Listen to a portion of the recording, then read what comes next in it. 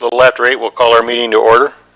We have a quorum here if we count our chair, so we should be good. And I'm not sure what B is on the agenda. It popped up here. Delane must have added something. It says a new agenda item, but nobody let me know what it was, so we'll go. Well, it's there now. We'll be looking for approval of the agenda. Mr. Chairman, you going to support his motion? Yes, I will. Okay, motion and support. All those in favor signify by saying aye. Aye. Those opposed, the same. Motion carried. Public comment, you have 3 minutes to address the board. Any public, feel free to step up. Brad, anything to say? Happy to be here this morning. Oh, that's a good thing. First up, we have the minutes of the September 11th, and they are there. If we can have a motion to approve those. Motion and support. Any changes or corrections? Hearing none, all those in favor signify by saying aye. Aye. Those opposed, the same. Motion carried. We have 2 committees for appointments, the Sanitary Code Board of Appeals, public members, the alternate contractor and well driller. Those have been vacant for some time. We still do not have applicants. And the BRA is vacant with no applicants that have filled out paperwork, although our chair has mentioned that there is one that'll be coming forward before next Tuesday's meeting. And we will fill it at that time. So moving on from that, we have the BRA and EDC semi-annual reports, and we have Debbie Kelly. Morning, Deb. Good morning. You have the reports in your packets this morning, and I see you have a busy agenda, so if there are any questions, thank you for addressing our vacant seat. We also have one on our EDC board, which we'll be taking care of hopefully in December, and we'll get that on the January schedule. But everything's going well, and I'm happy to be here, so thanks for having us today. Are there any questions on the reports? Commissioners, any questions on either of the 2 reports that are enclosed 4-page document? Read through it last night, looked pretty thorough. Looks like things are going well. Deb. Absolutely. Okay. Thank you. Thank you. Next up, we have the equalization report. Bruce Scott, good morning. Good morning. I've submitted for your approval and forwarding on to the full Board of Commissioners the 2017 apportionment report. These are the millages that are requested each year by all the local units, any taxing unit. We have looked over those and approved the calculations, and we are requesting that this be sent on to the Board of Commissioners for approval. Ruth, did I read it correctly that there could potentially be a change to one of them? Yes. Later. Vandercook Lake Schools has a millage request out, and that may change the report in November, and we'll have to then file a revised. Okay, so we'd be looking for a motion to send this on to the full board for approval. Motion and support. All those in favor signify by saying aye. Aye. Aye. Those opposed, the same. Motion carried. Thank you very much. Thanks, Ruth. Jeff Snyder, the Drain Commissioner, annual report. Good morning. Good morning. I forwarded to you a brief, condensed annual report. That's the 54-page one. Happy to address any questions if there are any. If there's any highlights, Jeff, I did actually look through most of it last night, very thorough and complete. Looks like there's a lot going on with drains being cleaned and other things, so any highlights worth noting? Typical. As usual, I guess. Yeah. Okay. Commissioners, any questions of Jeff on the report?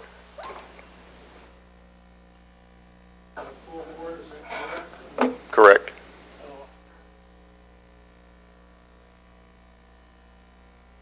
I don't think so, and I don't think Jeff thinks so either.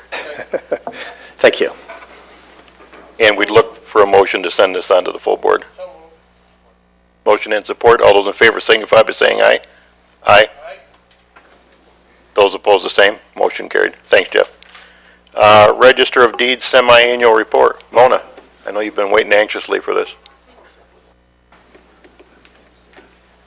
I can say as others, did everybody get our report?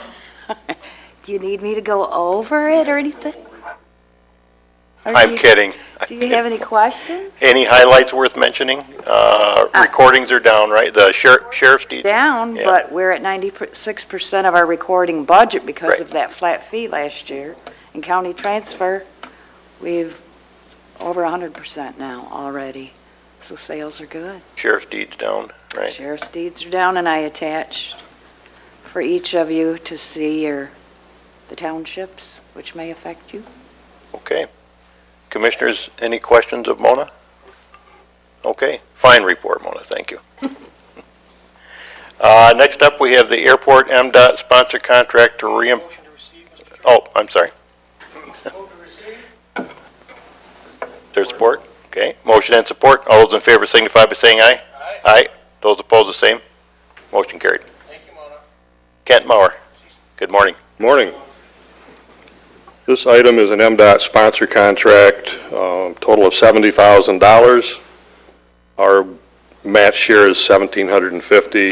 The sole purpose of this grant is to reimburse us for our expenses that we incurred in acquiring 2 easements on Herbert J. We've already submitted our expenses, we know what they are, and then this will actually result in a wire transfer to us, assuming approval, and 90 days of wait time or so from the state. So federal grant 1750 us and 1750 the state, correct? That's correct. So we'd be looking for a motion to send this on to the full board. Motion and support. All those in favor signify by saying aye. Aye. Those opposed, the same. Motion carried. Kent, airport update presentation. I think I'm breaking the theme of the first reports here, but But that's okay. this might be one of the more literal overviews of the airport because almost everything is an aerial shot of the airport. Just wanted to update you on the status of the Jackson Safety Area Project. This project over the years has taken on different themes. The public sense is that it's a longer runway for bigger stuff, as it's put so often to me, but it's purely a safety project. And this is a picture of, I think this was the last landing on 624. Runway 624, kind of its history, was 1942 to 2017. It was constructed by the Corps of Engineers and the War Department. It was lengthened twice to 5350. The second lengthening of that caused Airport Road to be rerouted to its present state. You can actually look right before the now large fence on Airport and Argyle. You can look down there and see that you would be lined right up with Myers and Airport Road. It has an instrument landing system. Air traffic control has been there since 1961.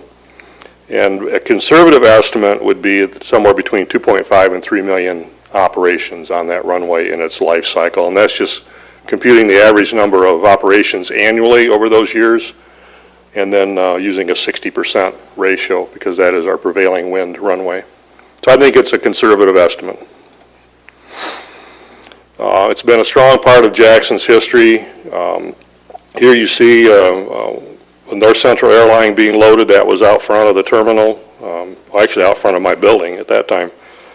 And then the air traffic control tower and terminal being constructed, and then a military history, that historical photo from the airport. So it's been a strong part of the history. So in 2008, we constructed runway 1432. This is a view of that from kind of over M60. If you took off on 32, you actually are facing the intersection of I-94 and M60. And the important thing is you look in the foreground and see the condition of that ground right there. And then you can see that when we constructed that, we pre-constructed the intersection of runway 725. You see the main runway is kind of the gray pavement, and then just to the side of it, you'll see the darker pavement. We pre-constructed that intersection in preparation for this year. And that allows us to do the construction up to it while leaving 1432 open. In May of 2016, this is what it looked like. You can see, again, in the bottom part of the photo, the excavation of the landfill was underway. It kind of looked like a scarred earth right in that area, but you can see the size of that landfill And again, right there in the center of the photo, you see the intersection of future runway 725.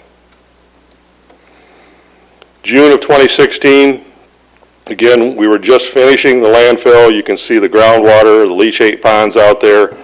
I've said this before, we handle all that groundwater on site with leachate ponds, and caused us to actually dismantle the treatment system that had been in place in anticipation of having to treat that water and set it into the sanitary sewer system.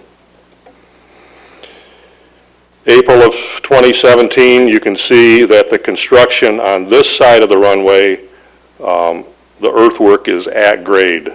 So everything, it's not the greatest photo, but everything where that landfill had been brought to grade, and the taxiways and future runway had been filled with sand and gravel and prepped for pavement.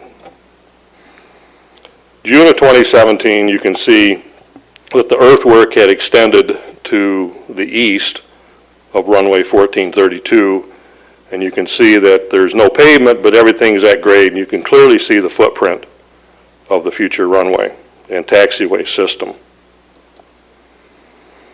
Then July of 17, the paving was done on the west side. Everything was at grade. You can see the X on that runway. Sometimes pilots are from a wide variety of skill level, and we had a airplane cleared to land on 14, which would be coming over M60 and I-94. We had that X on there. We also had a lighted X that was not illuminated, but it was daylight. We had 2 engineers and 2 vehicles on runway 7, and the airplane was lined up and ready to land on runway 7, and literally was waved off by the air traffic control tower. I don't know what it was the pilot was thinking about, but there were about 15 clues that this was not an active runway. Probably the biggest clue was there was no center line. There were barricades halfway down, men and equipment on the runway, but fortunately we had air traffic control tower that averted what would have been an interesting landing. August of 17, that's not that far or long ago, you can see that runway 725 has been paved, and some of the taxiway, which is actually out of the photo on the west side, had been paved. You can see that old 624 is right in the center bottom of the photo. There are permanent yellow X's on that, and right after 725 opened, then we closed 1432 to allow us to get that old pavement out of there where old 624 crossed it. And then September of 17, I think on the 15th, we had our runway opening. 725 is opened. You can see that the parallel taxiway is not complete, and that's the part we're working on right now. But there's a lot of earthwork left right in the intersection of 624, 1432, and the future parallel taxiway. And on the 15th of September, about 9:45 in the morning, runway 725 was open for business. Yes? That's 7 there, what's it? 70 degrees would be your compass heading if you're using that runway. If you're using the opposite end, it'll be 150 degrees. Runways are numbered all over the world like this, and if you go back to the day, that was the only instrument that they had to make sure they were on the right runway was their compass. So the runways are all numbered based on the compass heading, and obviously instead of putting a 0 on there, you just put the 7. And that's a huge number, literally. It's a big number when you stand out there on it, but that's what that means. And right about where the parallel taxiway at the very bottom of the photo turns to go to runway 7, that's about where our snow removal equipment building was. And Old Woodville Road came across to the east of that. First takeoff and landing on runway 25 was done by my airport board chair, John Feldberry, co-pilot. I think he was not allowed to use the controls, Michael Overton. And the first takeoff and landing on runway 7 was Steve Wellman, pilot, and our own Steve Shotwell as co-pilot, who you can see quite prominently in the photo there. And I must say there was a certain amount of secrecy to when this first takeoff was going to take off because there were other folks who are based there that wanted that honor. One of the people on the east side, who was a local pilot, very good businessman, announced that he was the third one to take off on runway 25, but the first non-airport board member. So that's his distinction. And the work continues. As we speak, they're finishing things up. This is east of Airport Road, and they are installing the runway approach light system. And because of the soil there is nothing but muck, they use a helical pile system where they drill down 35 feet at pre-designed angles, and then you can see right in the middle where that conduit comes up, there's an I-beam that then gets mounted to the top of those piles, and then from that they will mount the light. And this work is substantially done, but when the cement trucks drove down the service road, you can actually see a wave of earth being pushed by the front tires and the back tires. It's so soft. That service road sunk 1 foot from where it was constructed until where it ended up after all the construction vehicles went down it. So it's at grade now, but it was a foot higher when it was constructed. We're confident that this system is structurally very sound. And all of these, obviously, when constructed, tip down for maintenance. They have a hinge and a winch system, so they tip down. And this is kind of looking just west of the restaurant. One of the benefits of this project has been all new, virtually all new runway associated equipment. This is the new windsock. It was relocated from over near Kmart to west of the restaurant. It's an internally lit windsock as opposed to a flood lamp lit. And then as pilots have told me, the wind there west of the restaurant really doesn't have much to do with where the wind is at the end of each runway. It gets different. It swirls, it's affected by M60, by buildings, and so at each end of the new runway we have windsocks like this. They're a little smaller, but it gives the pilot, as they land, an instant visual reference to the direction of the wind. So I would expect that within 30 days this project will be done. They're going to pave base course of asphalt tomorrow on all the remaining pavement. Top coat probably in a week, and I'm confident that by the first week in November, if the weather continues to hold, both runways, all associated taxiways will be open and constructed, leaving only the grooving next year and the final paint markings. They half rate the paint because it's new pavement, and then they come back in next year and they'll what they call full rate it, so that the paint is at full level, and they put in glass beads in the paint also for reflectivity to increase the visibility. I would be happy to entertain any questions. Kent, thanks for the great report. Just a couple of comments from me. I came on the board here in 2001, my term started, and that's just about when we gave birth to this project. And I just appreciate your shepherding this project along and the great leadership you've shown on it. And I'm also very thankful that one of the critical things that we did was decided not to rebury the landfill on site, and we moved it off site. I just can't imagine if we had done that. So glad to see the project coming to an end and the great job you've done on it. Bill? Thank you. Thanks. Ken, do you have an approximate number for the removal of the landfill? The final number? I assume we're done with that? The excavation of the landfill, loading it onto trucks, and refilling the hole was covered by the grant. You can ballpark that at $400,000, so that was covered by the grant. What was not covered was the trucking and the tipping fees for that. And I think the final number on that was right around $6.5 million that was bonded. We did encounter some additional landfill material on the east side, and it was a little over $100,000 to get that out of there. But all that digging is done now. So if you added those two, just short of $7 million would be the total on the landfill. And then relocating it would not have been cheaper in hindsight, and we would have had in perpetuity maintenance costs and headaches associated with maintaining that cap. So, you're welcome. Any other questions, Ken? Thank you. Thank you.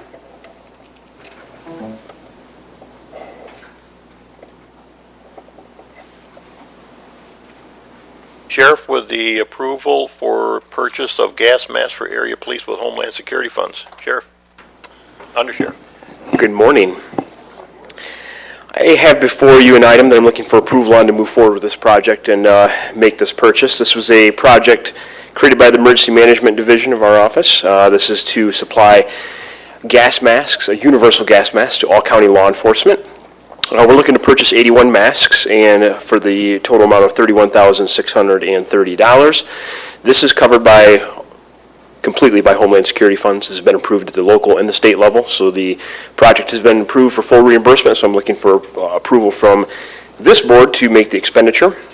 You'll see that we'll be supplying masks to a variety of townships: Columbia Township, Napoleon Township, Spring Arbor, Springport, and the Sheriff's Office. The City Police has a number of very new masks, so we're going to address their needs in the next grant cycle.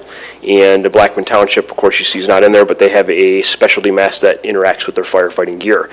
The purpose of this is that we have a variety of masks, both age and fit, that are not very conducive.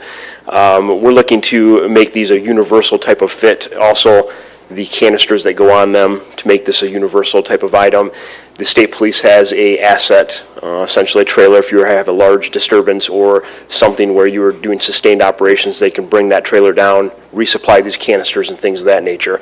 So right now we have a variety of canisters, variety of masks, nothing really interacts. So the purpose of this is to get everybody on one page, supply everything with the latest masks that we can through Homeland Security funds. And of course the masks are all FEMA compliant, what they call CBRINE, chemical, radiological, biological, nuclear, or enhanced conventional weapon attack, and that has to do with the variety of filters that can go on them. But they're all comply with FEMA. These are the same type of masks that the state police use.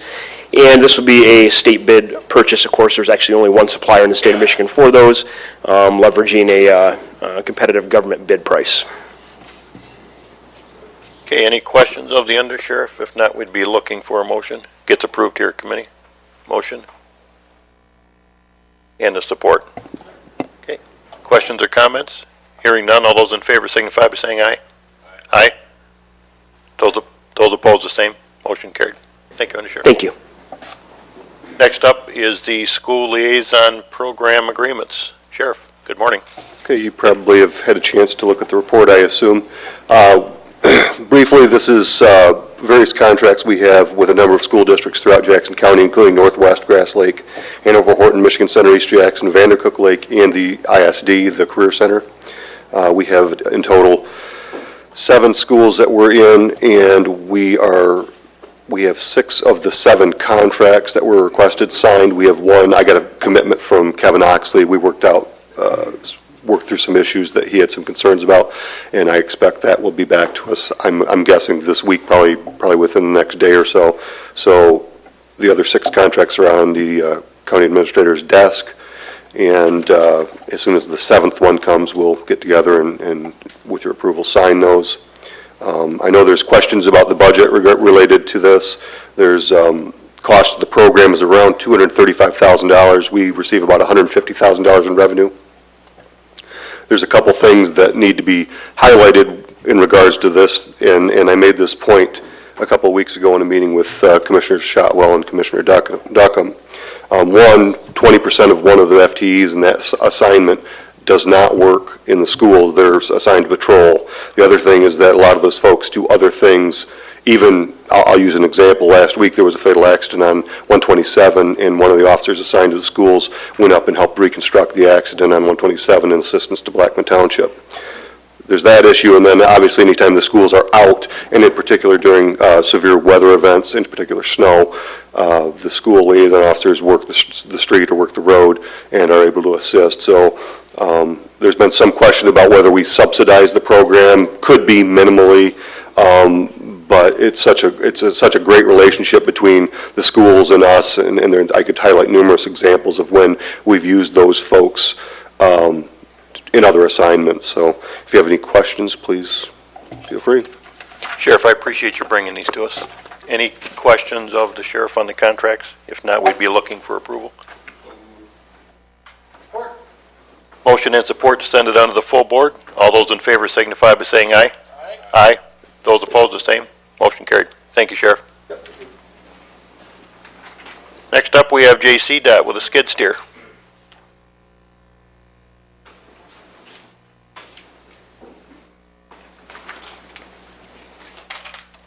Morning, Commissioners. First item here is, of course, our skid steer, item K, as you mentioned. We already bought a wheeled unit, if you recall. This is for a tracked unit. We've determined over the last few months in carefully reviewing how we use the wheeled unit, which is best for paved surfaces and gravel surfaces, that the tracked unit has other uses, especially as we head into the Summit and the Spring Arbor work, heavy duty next year. So a couple examples would be that with the tracked unit, we can do some brushing work off-road. And another thing we've discovered recently is that there is a paver attachment that you can use to pave shoulder areas where we have repeated maintenance requirements on shoulders. So that can only be used on a tracked unit. The vendor has agreed to hold their price. So we're very much in favor of purchasing while we can get this, the pricing that we received with the bundle bid. Chris, I support getting this, but is there a reason why it wouldn't have been included in the original plan? And does it throw our equipment plan and bond proposal out of whack because it was not part of that? No, not at all. We of course, with best available information at the time we put together the CIP, we made judgments. Things have changed dramatically in the last year, particularly with Summit and Spring Arbor coming to fruition. These units will be used heavily for the driveway cuts and preparation, which in subdivision neighborhoods it'll be pretty much fully, one of these skid steers will be fully on the projects with rented attachments as needed. So yeah, just things are in motion. And the team, we have some other potential changes as well. But the money's there. We've saved repeatedly on various bids throughout the year, so there's a little pool of savings that's building. And so we look to carefully spend the funds on things like this. Okay, any other questions of Chris? Steve? Why not go to a vehicle where we can remove the track and put the track back on and use a multi-tiered, multi-tracked vehicle? You know, where they've got the big wheels, but then you can put the track on and use it as a tracked vehicle when you need to. We could still do that with the wheeled unit, put the tracks on. You're talking about the tracks that fit around the wheels? Yeah, we could actually do that. Some of the attachments, such as the paver and the, particularly the brushing machine that'll crunch trees, like we saw a video on that actually. I think originally we were looking at a tracked unit, but then we realized we were restricted where we needed wheeled units. So they first went with the wheeled unit, thinking maybe in the future we'd get the tracked unit. I can investigate that with the team and get back to you by email. I know that there's a vehicle out there where you can take the track on and off of the wheeled vehicle, and that's why I wondered. I can understand needing the tracked vehicle completely, but the ratio when you're in soft or moist ground, especially in the springtime around Michigan, sometimes the wheel track displaces the vehicle a little bit better on that soft soil. Sure. And I just curious to why we didn't consider that. I'm also fully aware of that brush attachment that'll take down everything up to a 6-inch tree without any problem at all. Mm-hmm. Those are very handy. Mm-hmm. We've seen DOT using it. A lot of this particular unit will be used on state work that we have also. I don't know if that was mentioned in the staff report, but that's an important consideration here. Highly efficient at that kind of work. Okay, we'd be looking for a motion. Steve, Phil, you have a question? Okay, go ahead. Chris, this machine you're wishing to purchase, you say it'll be used a lot in state projects. Is that eligible for the accelerated depreciation? Yes, it's actually rented. It won't be 100% dedicated to state work, so it doesn't quite fit the full 5-year depreciation payoff criteria. Our plow trucks, we do dedicate 100%, so we can achieve that. You get a prorated percentage, though. Okay, So, good deal. Thank yeah. you. Okay, looking for a motion to send it to the full board. Motion and support. All those in favor signify by saying aye. Aye. Those opposed, the same. Motion carried. Chris, signs and posts. Thank you. This is basically a perennial bid that we put together. We're looking at an award here of approximately $100,000 per year. Dornbos was the overall low bidder. We had 5 responses. Happy to take any questions here. So Chris, it's up to $100,000, but it's as needed, correct? Correct, as needed. And I think it's worth saying for the public that we do have our own sign shop, but this would be for typical common signs like stop signs, yield signs probably, correct? Right, we do make signs as needed and where it makes sense, but a lot of the standard signs are available at such a price that we wouldn't be able to compete. So this makes more sense for those. Okay, looking for a motion to send it to the full board? Motion and support. All those in favor signify by saying aye. Aye. Those opposed, the same. Motion carried. Chris, monthly report. Thank you. Herein, we provide a pretty detailed overview of our engineering projects so far this year. Real proud of what the team is accomplishing. There's quite a bit of information in there. I just want to add a couple highlights to the operations piece at the end. We have completed some contract work that is not mentioned here in the M60 overlay work through Spring Arbor, as you may be aware. And then also the Liberty and 127 passing lane is complete. We coordinated all that work and basically hired a contractor with MDOT's approval to do that work. One other thing I'd like to mention with regard to the skid steer, I just thought of it. I wanted to make you aware that when we use our equipment for the local projects, we bill it out at that rental rate as part of our 30% match. Our goal is to not put a lot of cash outlay on the projects, but to, leverage the resources we have, the people we have, the engineering we have, and the equipment we have to count as all of that 30% match. So I think that's an important thing. Chris, is it frequent that we put out actual cash for the 30% match, or is it generally in engineering and other costs? In the past, I think before I began my tenure as your managing director, you may have.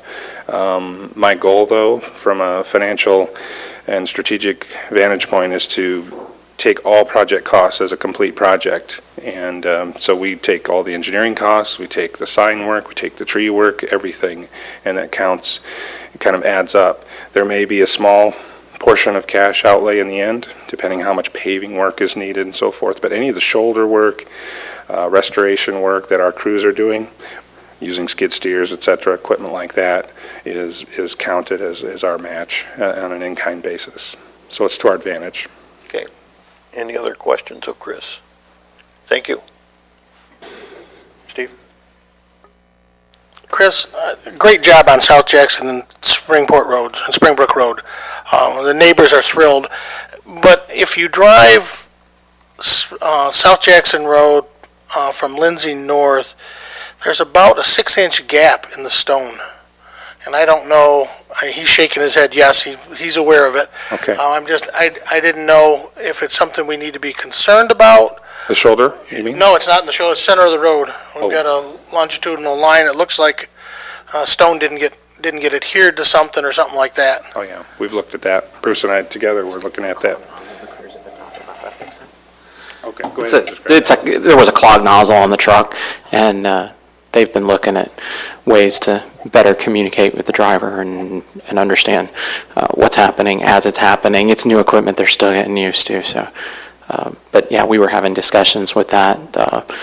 Bob Griffiths and Greg Ives and myself were having conversations about that just last week. Can we go down through it? Stone course over it?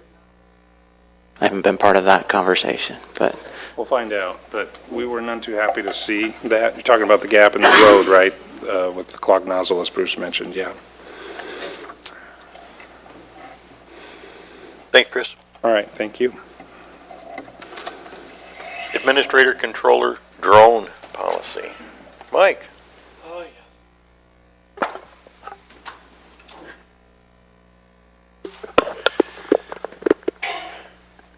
Well, basically the policy regulates our use of the drone, and we have to follow all the federal and state guidelines.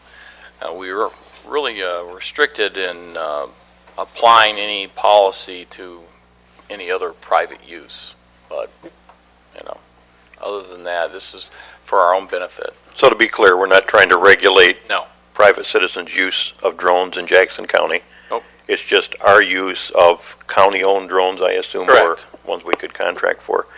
Have we used any, Yes, where at? JDOT uses it quite a bit. Okay. And for videoing before and after, things like that of road projects.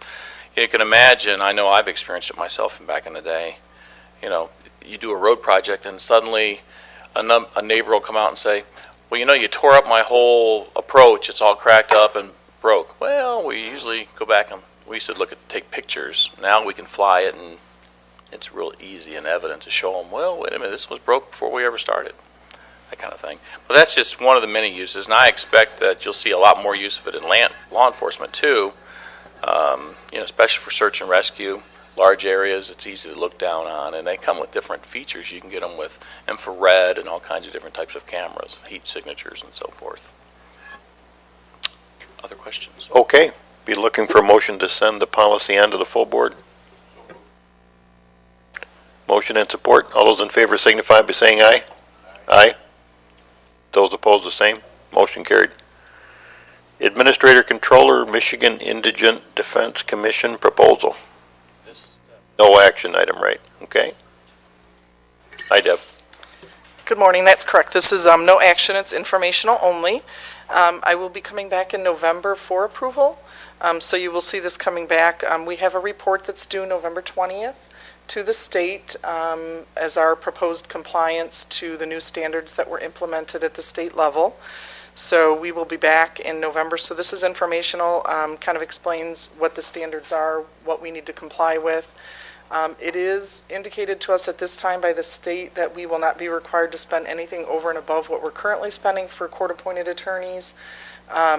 We will not be required to implement any of our plan until funding is found at the state level for these plans, so. Well, Deb, I'll say that's always my concern, that they get their foot in the door starting it and then they pull the funding on it and then we're stuck with doing it. So are we then, you said we won't have to spend any more than we currently spend, but we can't spend any less probably, or is that not accurate? Correct, we're kind of tied into our funding level, which is, I don't have my exact numbers, I think about 550,000 approximately is what we currently spend annually. And so we are tied into that amount. Anything over and above that that is required to comply with the standards, the state has indicated that they will cover the money. Any additional expenses will be covered by the state. However, the state has not indicated where that funding is coming from at this point. Yeah, I'm sure they'll find it somewhere.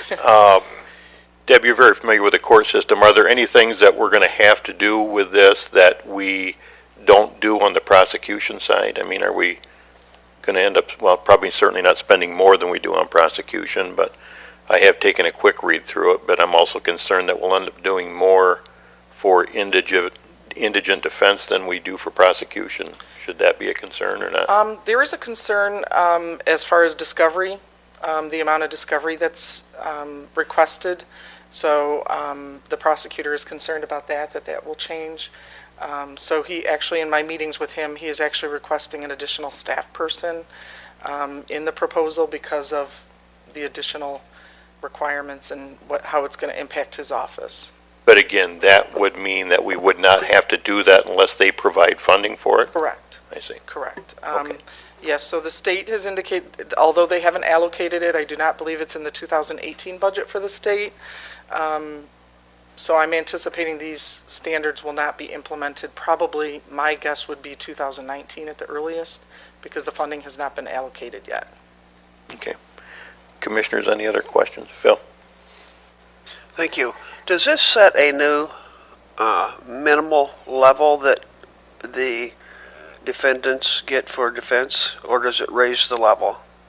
It raises the level.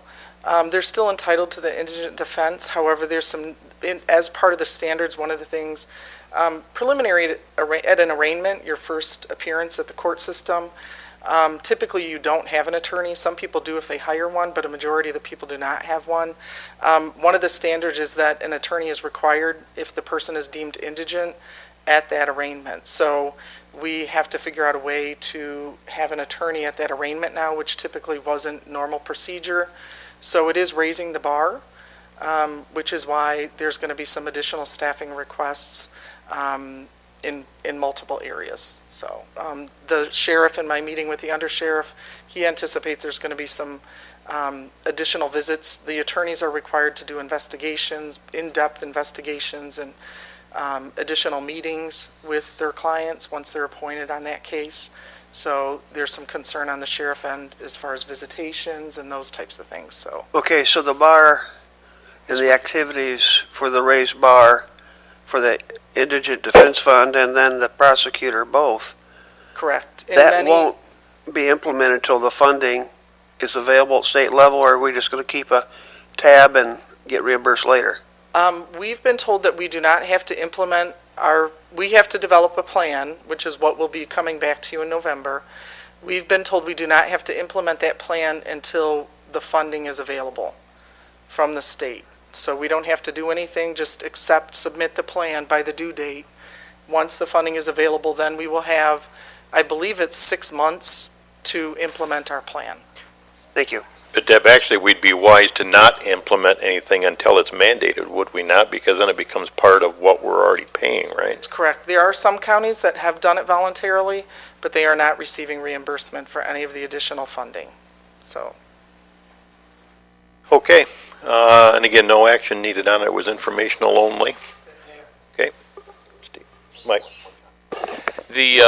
At the most recent MAC conversation in regard to this, they were discussing that Oakland County is suing, and that has really brought the cold in on this issue, and it may, let's just say it's slowing it up, and there's potential it may not go forward. We'll see. And what I'm not clear on, and when they talk about cost and make sure they cover all the costs, I suspect that they won't cover all the costs, because in the ongoing course of a trial, if you have new indigent attorneys or more or better or whatever you want to say, and they start doing a lot more expert testimony, well, then we have to hire experts too to counter their experts where there wouldn't have necessarily been an expert before, and that cost is going to be on the county. I suspect it's not going to be, since it's part of prosecution, not going to be reimbursable. Am I mistaken, or? they've actually, this is still a moving target. They're still implementing things. As we speak, things change. Recently, within the past couple of weeks, they've started putting limits on those things. So there is a limit based on your caseload for expert testimony. So they have done that. And there are 4 more that are in the preliminary stages. So there's 4 standards that have been approved at this point, but there's 4 more that have been introduced, not mandated at this point, but it's anticipated that they will be mandated. So it's still kind of a moving target where things are changing. But Mike, to that point, I think, if I understand it right, if a judge orders expert or approves expert testimony on behalf of the defense, we end up paying for that, do we not? Yeah. Yes, right now. Oh, yeah. So if there's increase, we're paying more. And, I've been skeptical of this proposal that's going to end up costing us money, and I think our system has been working here in our county. We've been spending a lot of money on it. We've heard no complaints about it, and I think defendants in our county are well represented. But so maybe Oakland County will have some luck with their lawsuit. Okay. Steve.